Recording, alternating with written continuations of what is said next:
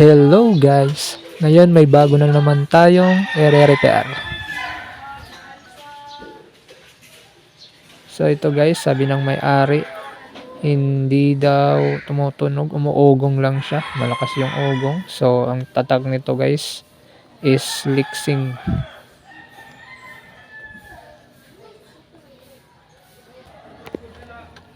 Ang gagawin ko guys, hindi ko muna ikakabit yung speaker, baka masira yung speaker natin.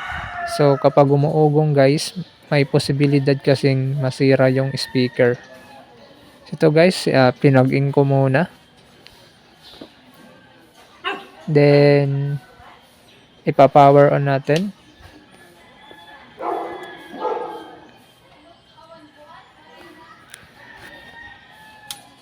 Sayang guys, naka-power on na. So, nag-click naman guys yung kanyang relay. Ito guys, yung kulay itim. So, nag-click yan.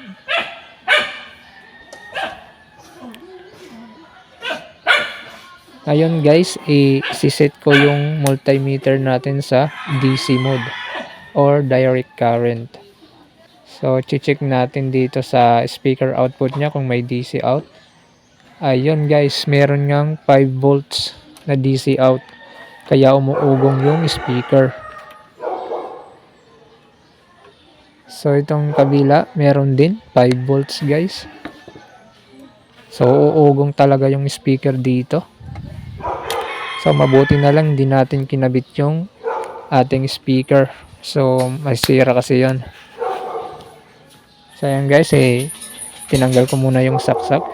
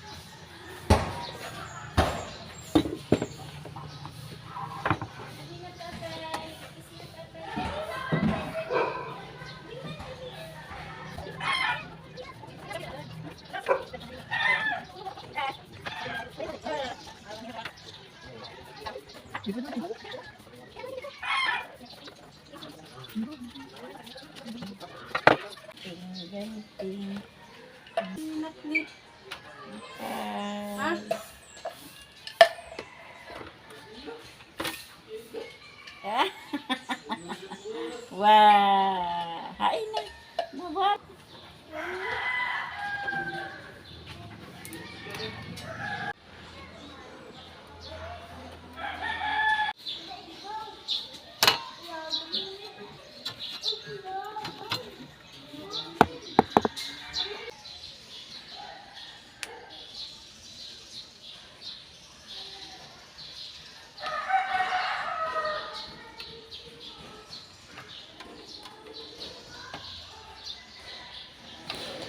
Dito guys, sinit ko yung multimeter natin sa DC mode. So, mag-voltage biasing tayo guys. So, dapat may mabasa tayong 0.1 hanggang 0.2 volts na voltage biasing niya.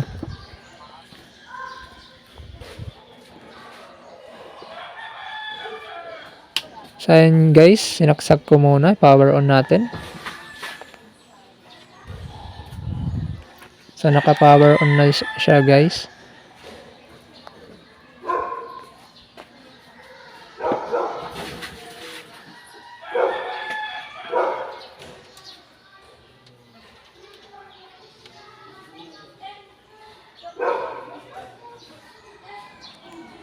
Dito guys, yung nabasa niya is 0.0. So, wala siyang voltage biasing. Ito rin guys, yung isa. Wala din. Yung isang transistor. Wala din. 0.0. Itong isa 0.0 din. So wala siyang voltage biasing.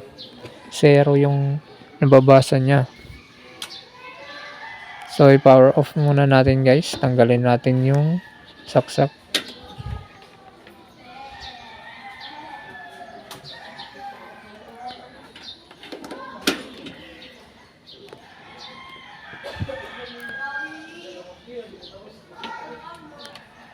So ito guys, nakatanggal na yung saksak niya.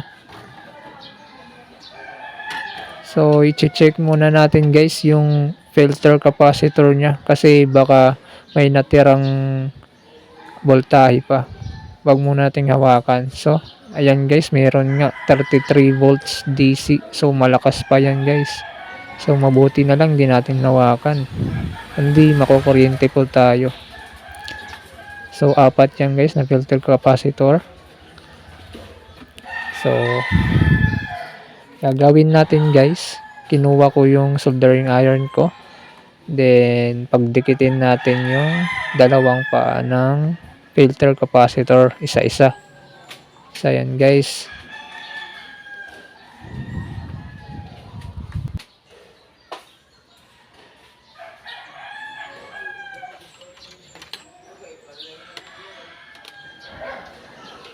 Ngayon guys, check ulit natin. So meron siyang 3.9 volts. Itong isa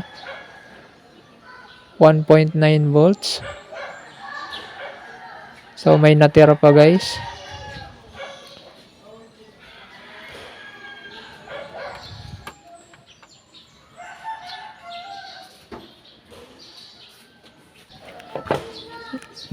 Ngayon guys, i-check ulit natin. So 0.2 volts na.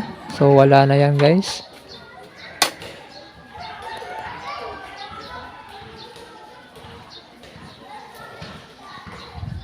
So pag wala ng voltahe, ayan guys, tatanggalin na natin yung apat na transistor niya.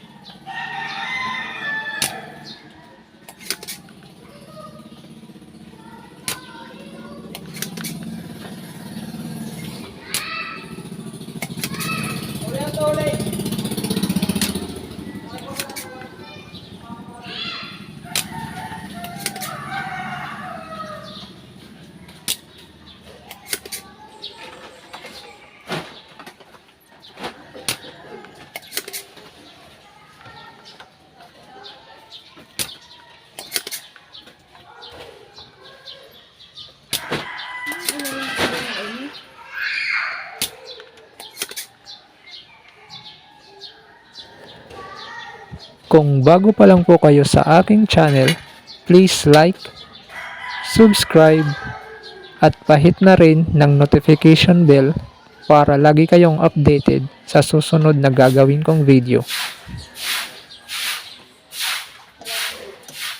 Uy! Ayun ba po? Ano yun? Basog ito. Magkukuhaan mo dito sa natuldo siyan. Ala?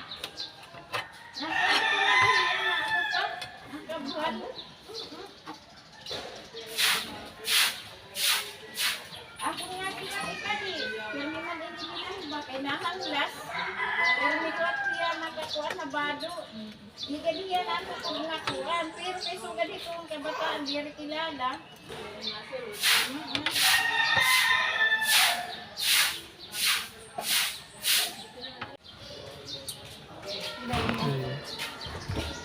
So ngayon guys, sinit ko ulit yung multimeter natin sa DC mode.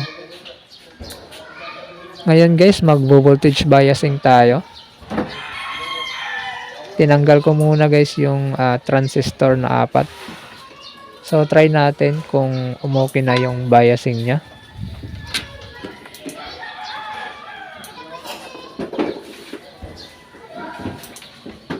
Guys, i-plug in ko na.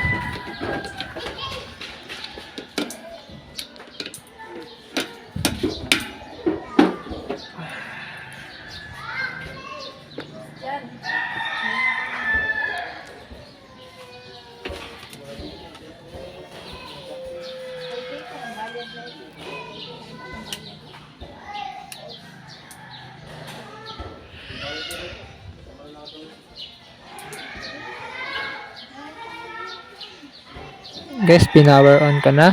So, try na natin voltage biasing. So, 0.0 guys. Itong isa, 0.0. 0.0. 0.0. So, ayan guys, may sira pa dito sa board.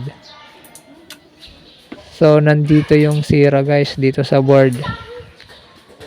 So, ganun pa rin yung voltage biasing niya. So, tanggalin ko muna yung plug. So, ayan guys, check ko yung mga transistor niya. Yan guys, yung analog multimeter natin, nakaset yan sa times 10 resistance mode.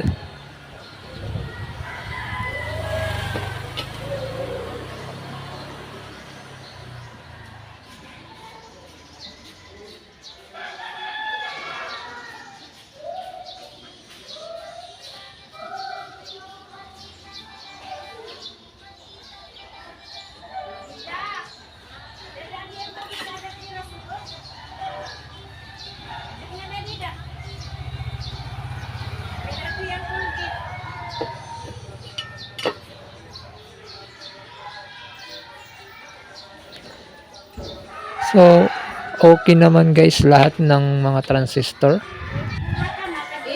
So, dito tayo magpo-focus sa kanyang board. Amplifier board.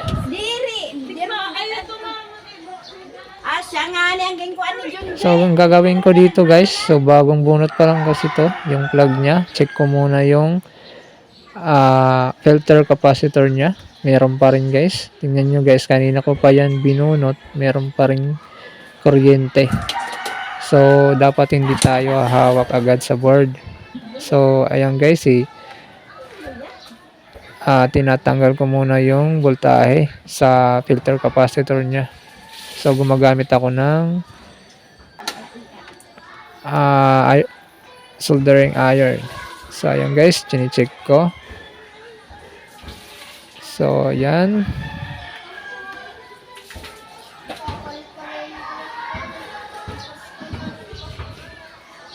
So, meron pa guys, tigwa 1 volt. So, tanggalin natin gamit ang plier natin.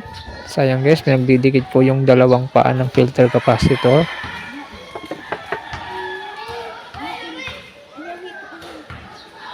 And guys, 0 volt na. 0.2. So, maliit na lang yan guys. So, ngayon, pwede na nating hawakan yung board.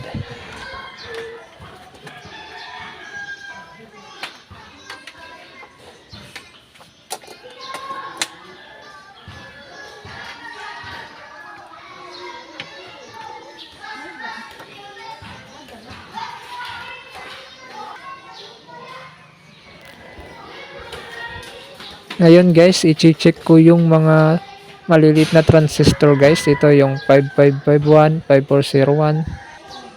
Pati yung mga resistor nya guys. So, i-check ko yan guys lahat.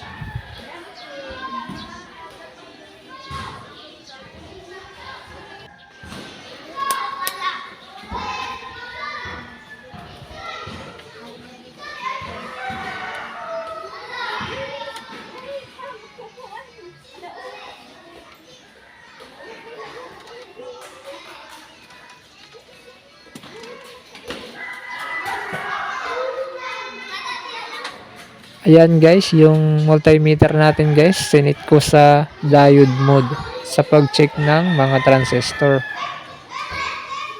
At saka mamaya ililipat ko sa resistant mode para sa mga resistor.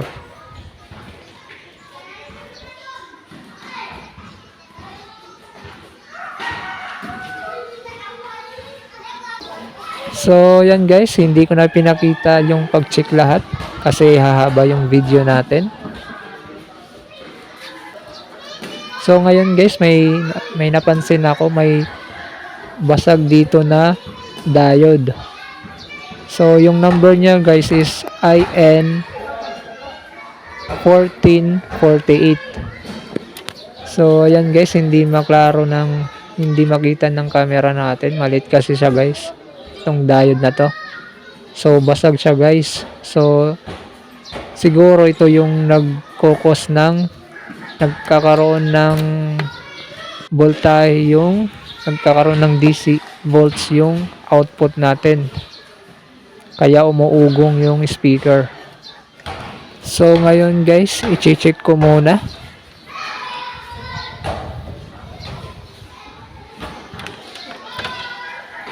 So naka-diode mode tayo guys. So wala siya guys nababasa. So ayan guys, wala siyang nababasa. So ibig sabihin putol na talaga yung connection dyan guys. So basag na kasi yung diode. So ang gagawin ko guys, tatanggalin ko at hahanapan natin ng pamalit.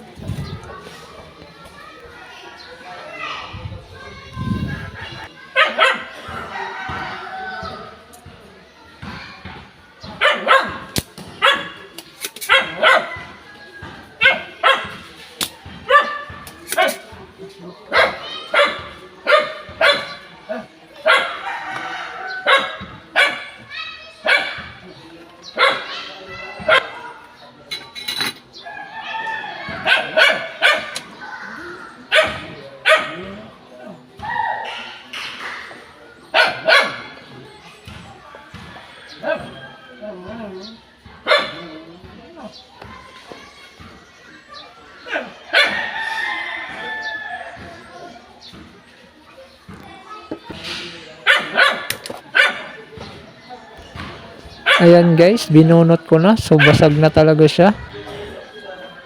So ito pa yung may nakita din akong jumper niya. So kalawangin na. Dito banda guys, sa may mga filter capacitor. So papalitan din natin yan.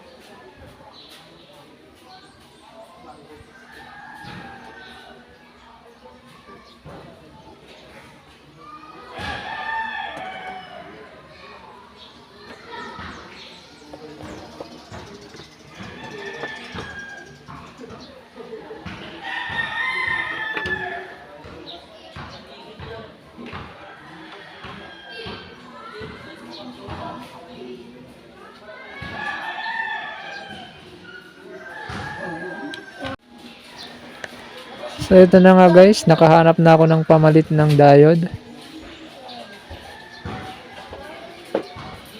Ito guys, galing dito sa board na to. So malayo kasi yung bayan dito sa amin, kung saan doon ako bumibili ng mga pyesa. So ito lang muna guys.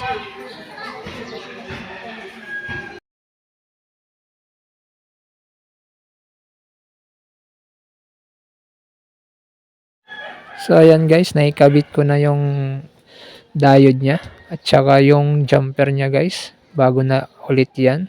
So ayan guys, bago na yan.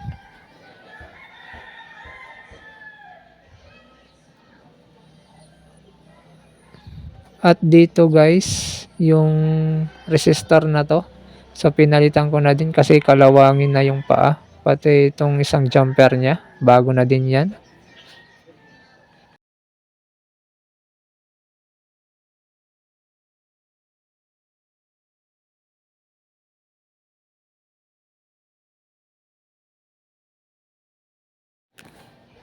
So ngayon guys, mag voltage biasing ulit tayo. Sayang guys, sumuki na. Meron nang nababasang 0.1 volts. Sayang guys. Itong isa naman 0.1 volts. Dito 0.1 volts.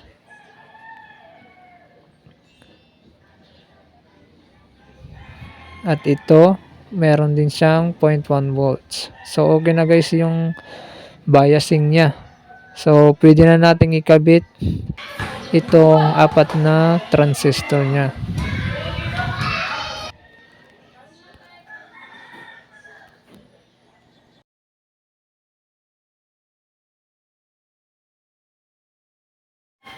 Bago natin guys ikabit yung apat na transistor, check muna natin yung filter capacitor niya kung may voltahe pa. So yan guys, meron siyang 8 volts. Nakatanggal na yan guys yung saksak niya. Ayan guys, meron pa ring voltahe. So wag mo muna natin guys ilagay yung apat na transistor. So i-discharge muna natin yung capacitor bago maglagay ng mga transistor. Sayang guys, hindi ko na pinakita. Naikabit ko na yung apat na transistor. So sinaksak ko na din.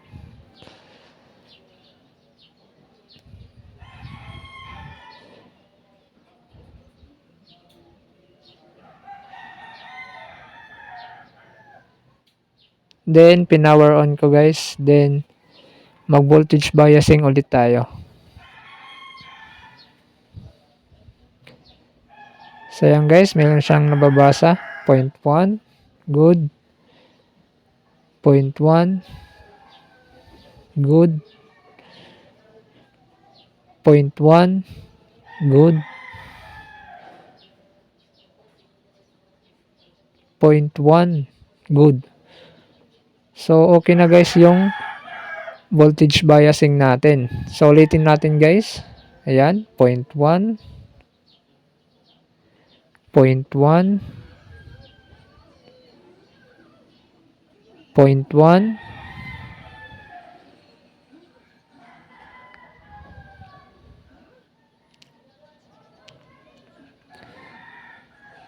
at 0.1. So good biasing na siya guys.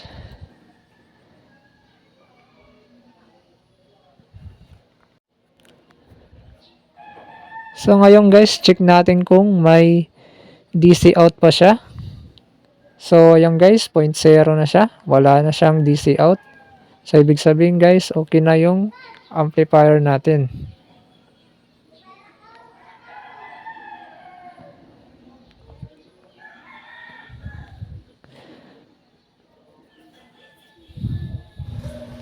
So ito guys, ititesting ko na.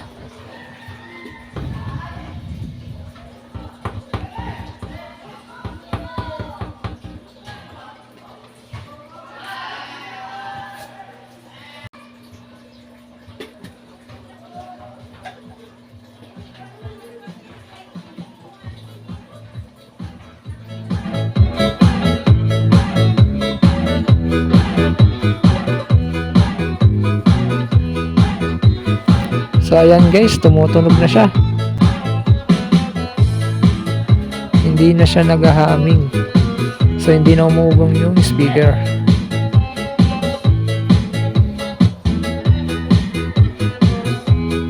So ayan guys, okay na.